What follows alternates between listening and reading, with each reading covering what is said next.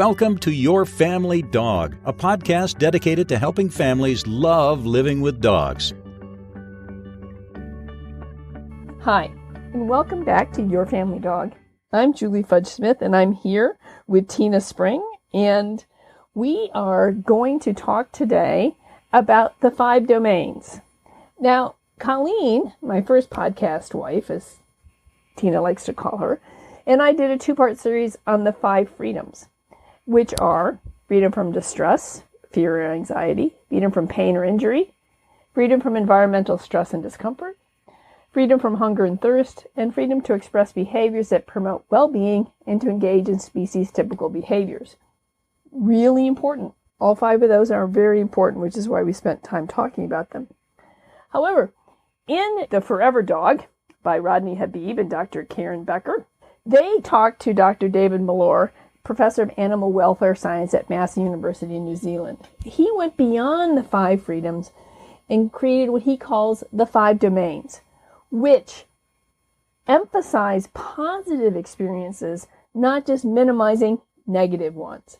And so I thought we would talk about these because, as Dr. Becker and Mr. Habib point out, emphasizing these positive experiences can have longevity enhancing benefits, which is what we're all looking for, is to increase the longevity of our dog's life and the quality of their life. So the 5 domains are good nutrition, provide a diet to maintain full health and vigor and enable an eating experience that is pleasurable, a good environment, minimize exposures to health-insulting chemicals, good health, prevent or rapidly diagnose, treat injury, disease, and illness, maintain good muscle tone and physical function. Appropriate behavior is number 4. Provide congenial company and variety, minimize threats and unpleasant restrictions on behavior, and promote engagement and rewarding activities. And number 5, positive mental experiences. Provide safe, enjoyable species-specific opportunities for pleasurable experiences, promote various forms of comfort, pleasure, interest, confidence, and a sense of control. So, the 5 domains expand on the 5 freedoms.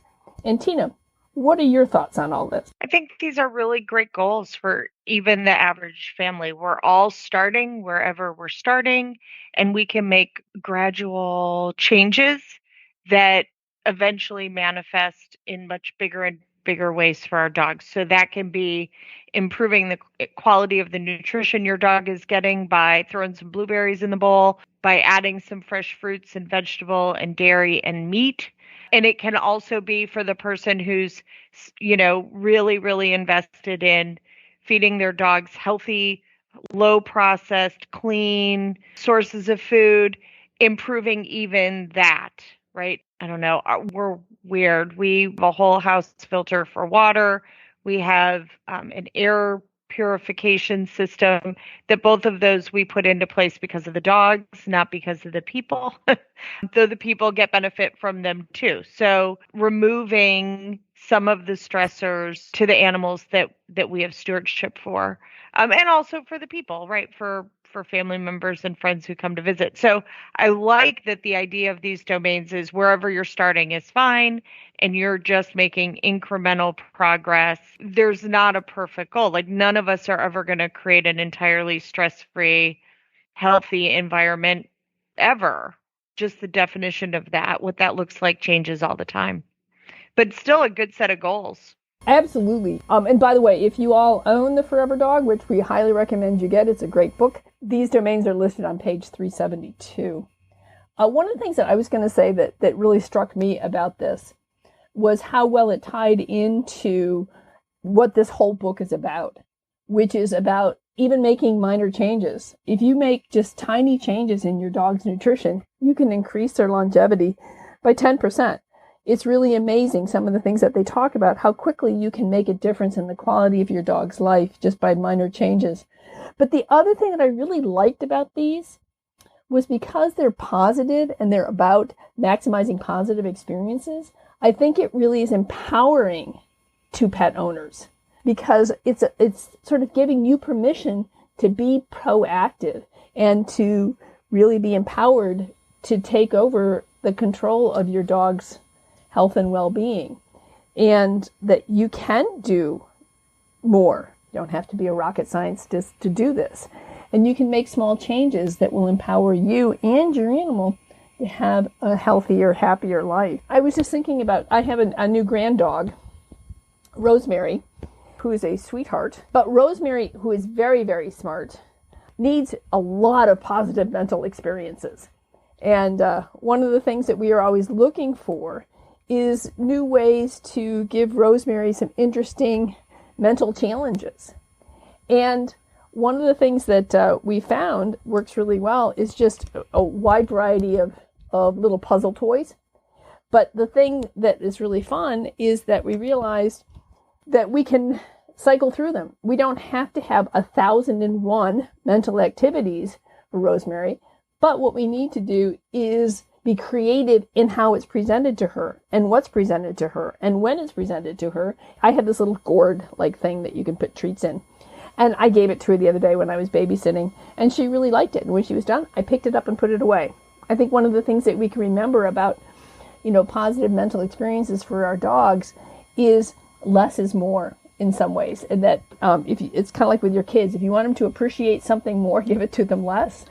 So we give her a lot of mental experiences, but we also don't just let the toy hang around. So I think there's easy ways to be creative with your dog that may not require a whole lot of what shall we say, not a huge investment of money. Of course, right? And it's also individual by dog. So Jack, our youngest pot cake, if you do a food puzzle, just looks at you like, why are you making food hard? Like, they are not enriching for him. Same thing with Zuzu. He looks really annoyed. Like, now, if he watches another dog work it, sometimes that piques his interest. Usually not. The Doberman, anything that requires a brain cell is a magnificent puzzle. So just switching it up and putting his food in a slow bowl so that he's got to figure out a different way to splash it out of the bowl is enriching for him. Marco loves a puzzle. His go-to move, if he gets frustrated, is to pick it up and sling it against a wall. So his toys require some supervision. And, Mr. is just this side of a serial killer. So no squeakies. There will be no squeakies, or his brain turns to jujubes. So I would say part of it is, like, you have to know your individual dog and know, like, okay, is this puzzle going to be too difficult, too easy? Most of them are somewhat adjustable. So you can get creative with them and introduce, in the case of puzzle toys, you can introduce them in ways that allow the dog to kind of stair step their way into figuring it out. But experiences can also be as simple as, them eating mini pepperoni out of the bathtub, right? Like, there's all sorts of ways to do silliness that just give them a different experience. I personally love free shaping as just how to entertain them and see what they come up with, right? Engaging their brain in a way that instead of us directing them, which I think happens often in training, it's more asking questions. So kind of saying to my dog, like, hey, we're in this environment. We're just going to hang out. I'm going to have your back. I've got a little bit of string cheese, and we're going to watch the environment. And I want to see what's interesting to you. Right. What's difficult, what's a little bit scary, and really gathering data from the dog rather than, I think lots of us are quick to want to jump in and tell the dog what to do or how to feel. And that works about as well with dogs as it does with women. So really, it's kind of like mansplaining to your dog. You don't need to mansplain to your dog. Sometimes you just need to let them feel. The other thing I was going to say, I really like that idea. I have a client right now whose dog gets just so excited just by environmental things. So one of the things that we have been doing is taking some valuable treats and going and sitting on a park bench that's a particular distance away from a lot of activity, because if we're too close, he can't process it. And we just sit there and we watch him, and reward him for watching and not reacting, and then but paying close attention to what he does react to and how he reacts. Because I think one of the things that when you were saying about, here we are in an environment, let's see how, what's interesting and intriguing to you, what's scary. I think it's a great way to then begin to understand your dog's individual body language and their cues as to what is good, bad, or indifferent for them. And knowing that kind of thing will help you to choose the kind of toys that they're interested in, choose the kind of experiences that they're interested in, and keep them safe and happy, which is part of all of our longevity goals, is to keep our dogs happy and interested and feeling safe in the world. So I was thinking about this last night as we were crawling into bed. We've had some really kind of busy and not easy weeks, and I taught and then ran errands and came home and ate the dinner that Christopher had lovingly prepared for me and then saved so that I could eat it when I got home. He was already in bed when I got home. Like, I don't know that I touched him yesterday. So laying in bed, I was like, I don't know that I've actually cuddled my dude at all today. And so I, made an effort to just skin to skin, like, hey, you matter to me. Now, granted, he was asleep, but hopefully it got in there somewhere. Hopefully a little bit of dopamine showed up in his brain. I think it's easy as busy humans, especially with young families, to have lived our life in the company of a dog, but not necessarily even given them, 5 minutes of undivided check-in time. And so I do try to be really mindful. Yeah, I think that's a really good point. Very good point. Most often mine happens while I'm sitting on the john, but I'll take it. Like that is an okay time to do that checking in and being like, having the weird, like Jack and I had a weird conversation yesterday where I was like, so how are you doing? And he's like, yeah, right. We lost a dog in our household in the last 2 weeks. And so everybody's a little bit blue. And so we just checked in about that. Jack and I just had, because Jack is the dog who usually he's very gentlemanly. So if somebody else wants attention, he'll step back, and he doesn't always get a lot of one-on-one. So I'm going to put a little bit extra effort into that for him, because it was his buddy that has transitioned to whatever's next.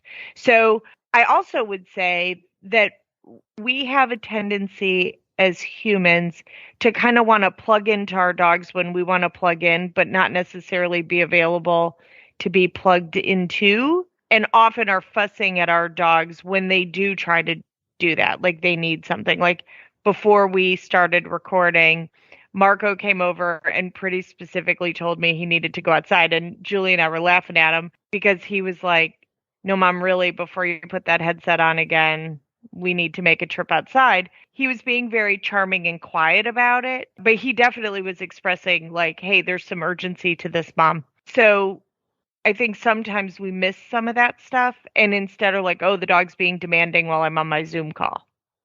Like I often think like how the email would look coming from the dog. Right. I agree. I was thinking about why you unfortunately lost a dog. We had emergency dog surgery last week. So the same day. The same day, yes, it was. We were both at vet school the same day. Yeah, so Clementine, of course it was Clemmy, she had been vomiting all morning, and anyway, I ended up taking her to MedVet and trying to decide whether we needed to do exploratory surgery, because there seemed to be something going on in her intestines, but the x-ray and the ultrasound were not showing anything in particular, like no quarters or squeakers or towels or whatever. And poor Zuzu was the one who was just kind of left at home and okay. And of course my husband had to leave town, because that is the only time that things like this happen, is when he has to get on a plane and fly somewhere. But I was thinking about that when I got home from taking care of Clementine and her having to spend the night. I made an effort to take Zuzu for a really good walk and to check in with her because she's like, Clementine's not here. This is kind of odd, Mom. So I was worried as we were about Clemmy.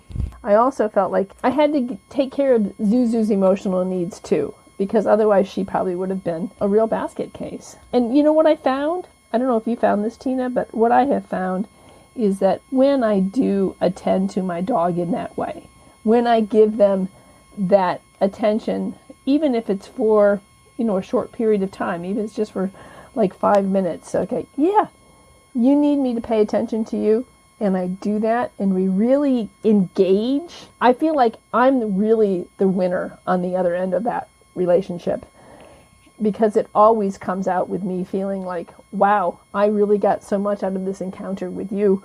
Why do I struggle to do it? Well, I think we all just get busy. So again, it's all incremental. And most of us try to be a little bit more mindful these days than we were maybe 10 years ago, right? So that has made it more into the culture. Well, maybe even more than before the pandemic. I think the pandemic in some ways has made us much more mindful of our relationships because they were so precious, because we couldn't have, really in-person relationships for a while. Right. So when we're thinking about these domains in our dogs, or even people, improvement in any of the categories improves the overall quality of life for the individual, for us and for our dog. A dog who's getting better nutrition than they got before is going to inherently be more resilient. A dog who is less worried, has less environmental stress, is going to be a more resilient entity than one who doesn't. So I do think sometimes we're not good at assessing where we're starting, right? Sometimes that can be some information that can be difficult to grab a hold of because sometimes we don't know who to ask. And I'll use nutrition as an example. I've had a big, long journey on nutrition for my animals. And in the beginning, to be clear, I absolutely love my vet. We have the best vet in the world. We have a great veterinary team for my animals. They don't know nutrition. They don't. Veterinary nutritionists know nutrition. So now I know not to ask my vet, right? Because I was pulling on a jaguar's nose expecting it to turn into an elephant. So sometimes I think even regular families go, well, this is what my vet said to feed. And I'm like, I love your vet. It's empirically, when we look at ingredients, we can see whether an ingredient is a high quality or low quality ingredient. We can determine whether or not a food is fixed formula or not fixed formula. We can see how highly processed ingredients into a food are. For example, does your food have blueberries or does it have the chemical makeup of blueberries, which is not a blueberry? So wherever we're starting, we can always improve. I think sometimes figuring out where we're starting can be a little bit of a sticky wicket because we don't know who to ask. Absolutely. And we all get pulled in a lot of directions. And you and I point pretty regularly to 3 different sources. We point to the Whole Dog Journal a lot. Shout out to them. I think everyone needs a subscription. Whether you have a dog or not, it'll still improve your life. The Forever Dog and Wag by Zazie Todd, right? Yes, I think those are 3 great starting points. They're great starting points in that they give you a starting point for how to navigate. That's a pretty middle of the road perspective, right? It's not at any one extreme of thought process on nutrition, training, all that stuff. And the individual matter. Right. And all 3 of them give you great, simple things to start with. Like you said, I mean, even with the Forever Dog, just throwing a few blueberries on top of your dog's food, or, a couple of mushrooms, or some, roasted Brussels sprouts make a huge difference in your dog's health. That is the one thing I cannot get. Like, my dogs are like, no, we are not eating tiny bitter cabbages. We're not doing that. And like, I've made them the way we'll eat them. And the dogs are still like, no, you eat it. It's that we know what part of the vegetable to throw away. They're really funny about it. And then Jack, the younger of the 2 potcakes, thinks blueberries are designed to kill dogs. He's positive. He will, however, eat them if I mash them up and put them in a nice yogurt parfait. So he gets to ingest his blueberries in a more grandiose way. Clementine feels that way about cilantro.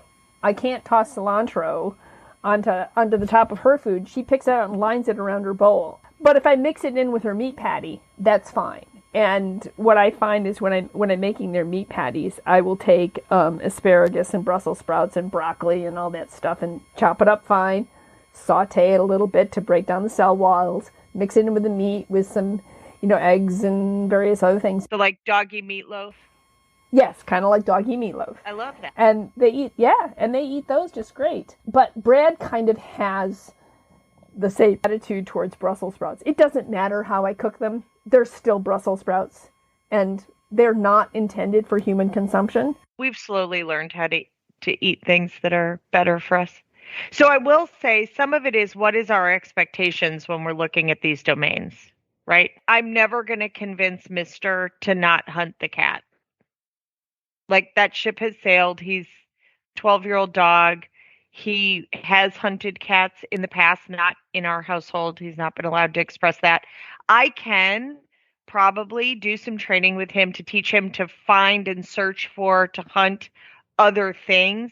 But in the end, I can never trust that he's not going to try to kill the cat if he gets the opportunity, because that's been a hugely reinforcing behavior for him. He was a successful cat hunter in the past, and that's very intrinsically reinforcing for him. Oh, yeah. I mean, that's why I can't have chickens, because Zuzu has hunted and killed a chicken in the past. Right. So part of, I think, a big transition in the pet world, the dog world, has been that we might be starting to recognize that it's our expectations are sometimes in a misalignment with who or what the potential of our dog is. As dogs become more complicated, and I would say in a 30-year career that I am seeing what appears to be a drift of dogs going from being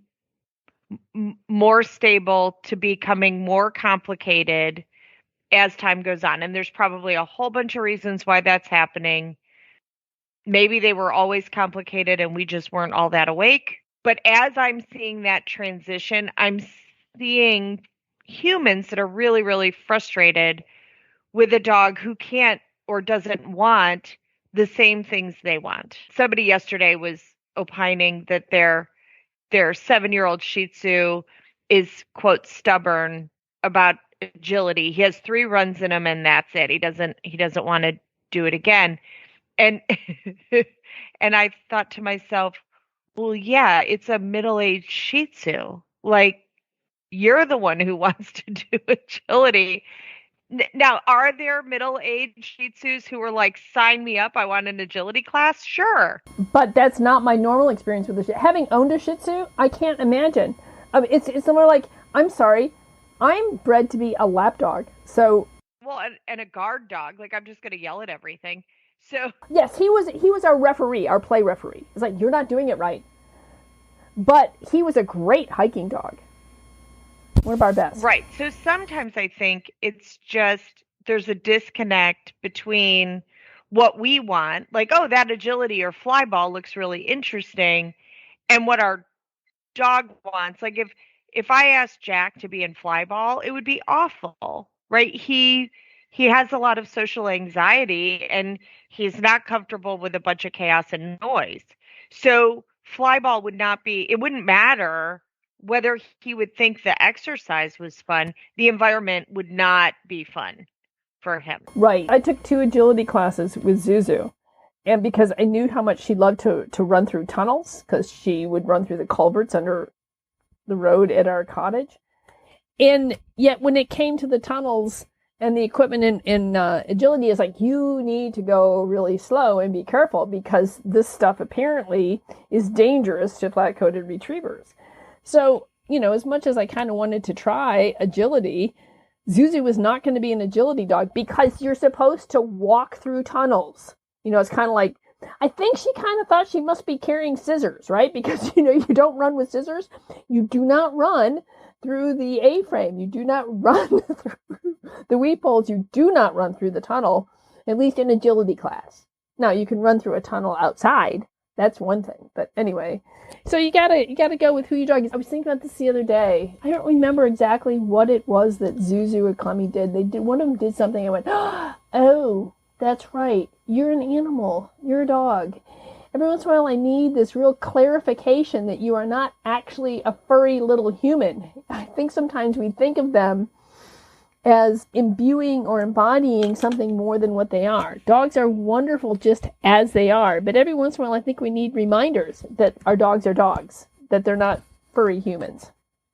And they have likes and dislikes in accordance with not only with their personality, but with their physicality and who they are as a creature. And I think sometimes, which brings to the appropriate behavior to provide congenial company and variety, minimize threats, unpleasant restrictions, and promote engagement and rewarding activities. We need to understand what's rewarding for the dog, which may or may not be our idea. Well, and I'll use this as an example. So I love Zazie Todd.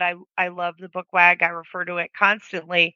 There are recommendations that she makes in the book that many of my dogs would find excruciatingly uncomfortable. It would not be enjoyable for them. So it does all come down to a study of one, right? In the end, if Jack doesn't ever eat a blueberry, it doesn't really matter. Now, I prefer that he gets some good antioxidants from those blueberries, so we try to sneak them in a little bit. But in the end, we can use other antioxidants to bless him too. So I think there's not a one-size-fits-all answer. Right. Can you classically condition some things to get a dog more comfortable? Absolutely. Like, hopefully we're going to have some episodes coming up on that. But sometimes, like, I don't like coconut, and I don't think you're going to convince me to like coconut. And I also don't think there's anything wrong with not liking coconut. Thank you. I agree 100%. Coconut is just not in my wheelhouse. And I feel a little bit like people look at me like George Bailey looks at Mary in It's a Wonderful Life. He says, what's wrong with you? Don't you, idiot, don't you know where coconuts come from? And it's like, yeah, I know where coconuts come from, but I don't like them anyway. I know you don't watch movies, but anyway. Don't they kill a bunch of people a year? They're murderous. I have no idea. The murderous tree nut. How? By falling on their heads? Yeah, they bonk them on the head. Wow. See, yet another reason why, you should not like coconuts. So I love the domains in that they're able to be custom fit for the individuals in front of you, right? Right. Some of it we're just not going to adjust, right? So Marco would really, really like to be an only dog. That would make him very, very happy. Sadly, he was adopted by a dog trainer, and I can't imagine a life with only one dog, because then if I lost them, I don't know how to function. So we have multiples. So it's not his favorite. That being said, would I intentionally adopt a dog who I knew was going to be an awful fit for him? No.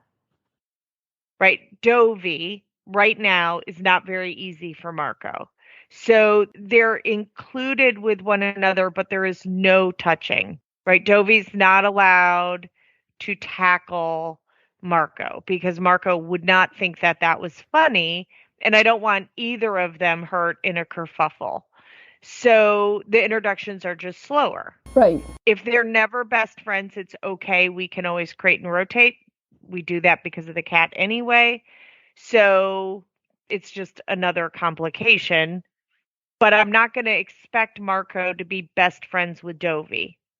And definitely not right off the bat. Right. I remember when speaking of our Shih Tzu, Bilbo, when we got our daughter's dog, Molly, I felt like Bilbo looked at me and went, excuse me, did you not get the memo? I signed up for the only dog household, and apparently you didn't understand that part of the contract. So once again, we were careful about, interaction with Molly. We let Bilbo make his decision how much he wanted to interact with Molly, and, eventually it worked out. But I think that one of the things we need to understand is that, like our kids, our dogs come with personalities and likes and dislikes, and learning what those are and how to more effectively manage them will give you a lot more peace, and will also provide your dog with that good mental health that we're looking for. If they feel like they're safe in their environment and their emotional needs are being cared for, you're more likely to have a positive outcome when you introduce another dog, because you're really paying attention to both dogs. But I think also, too, it's going to allow your dog to be happy in other ways. And I can't help but think that sometimes we have ideas, we have visions of what we think the ideal dog is going to be. And one of the things that is always a red flag for me is when I'm working with owners whose dogs are not working out, is when they say to me, this is not the dog I wanted. So they're having a hard time accepting the dog that they actually have and trying to make it the dog that they want, and that just may not work. And what it boils down to is one we've talked about in rehoming episodes, is that doesn't mean it's a bad dog or a bad person, it's just maybe a bad fit. And so I think that really paying attention to what your dog is telling you they like and don't like, and trying to respect that to the best of your ability, is going to give them that security at home and in their world that we all really want. Well, and again, like for some dogs, that's going to mean meds. Yes, absolutely. Right? If you have a highly anxious dog who's sound sensitive, living in a major city where they send off fireworks every day, yeah, that dog's probably going to need meds, because they're not really in an environment that's all that comfortable for them. And we can't say to the rest of the world, don't shoot off fireworks, right? Like that's not an option. So we don't get to be the boss of everybody around us. We have to live in the world along with other people, not just telling everyone what they're not allowed to do. So I'm going to condition what I can, but there are also times that it does mean medications, or it does mean rehoming a dog. When I'm trying to help a family navigate complications of kind of more significant cases, these are the things we dig into, because they're the foundational thing. As we dig into behavior, there are lots of layers to it. And often we just want to look at the behavior, right? So just like with our kids, hold on, let me find this quote for you, because maybe that'll help. Yeah, no, I couldn't agree with you more, because I feel like we may not necessarily know what the underlying problem is, but the more we can address the bigger issues as well as the behaviors, the more successful we're going to be, just like with our kids. So here's the quote I was trying to think of. It's by Ashley Werner. It's from something called Diversity Kids. It totally, I think, is germane to dogs too. Beneath every behavior, there is a feeling. And beneath each feeling is a need. And when we meet that need, rather than focus on the behavior, we begin to deal with the cause, not the symptom. And I would say, like, teaching your dog to sit is generally just about, like, hey, can you move your body this way for me? That's not, generally speaking, going to be a behavior problem, but it can be if the dog has pain. Yes, absolutely. So I think that's one of the hard things for practitioners who do training in behavior. To an owner, it's the woman who just recently called me this afternoon. Like, I have a 4 to 5 year old dog who's still not house trained. Well, the first thing I asked was medical question, because we probably have a medical problem. So I'm sure I frustrated her, because she just wants a dog to stop peeing and pooping in the house. And I'm like, right, we need to start with the vet. And then, I did dig in beyond that. Like, okay, how have you tried to work on the behavior and all those things? But I think sometimes, again, knowing where we're starting matters. And how to dig into that. Right. And I also think, too, it's important to know, I'll have people call me whose dog is like 6 or 7 years old, and they finally want to deal with the behavior problem, or a new behavior problem has developed. And so one of the things that in going in line with this is not only knowing where are we starting from right now, but hold on a second here. Has this always been a problem? Is this a new problem? Is your dog showing signs of pain? Because sometimes what I find is that if a dog has been fine and then suddenly we're developing an obnoxious behavior or a behavior that the owner doesn't like, maybe it's a sign that the dog's in pain, and we need to have a pain assessment done first in order to figure out if there's an underlying organic cause to this behavior. And so I think that one of the things that the beauty of the domains is it gives you a place to start looking, if we, boost the nutrition a little, maybe that'll take care of, this problem. And, let's get rid of the lawn chemicals. See if that helps. Or maybe what we need to do is increase exercise gradually to bring the dog up to tone and good body condition, and that will help. So all of these things give you a place where you can begin to assess what's going on right now, a place where you can start with ideas for improvement so your dog can get better. But it also gives you an idea to say, no, wait a minute here. Okay? Positive mental experiences. I thought the dog had a lot of those, and suddenly we're not interested in our toys.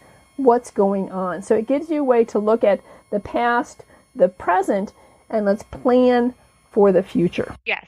And so having variety and taking those inventories can be a real blessing for us and the dog. Absolutely. Right? Absolutely. And so, do I think that everything else in the universe needs to stand still while you're doing it? No. I think you can easily accommodate. I like to say screwing it up a little bit better every time, right? So I'm at the grocery store and I grab 3 sweet potatoes and I'm going to Instapot those for the dogs, and the dogs get sweet potatoes for the next couple of days added to their food. Everybody's in good weight, so I don't worry that that's going to throw off their calorie count in a major way, but it gets them some variety.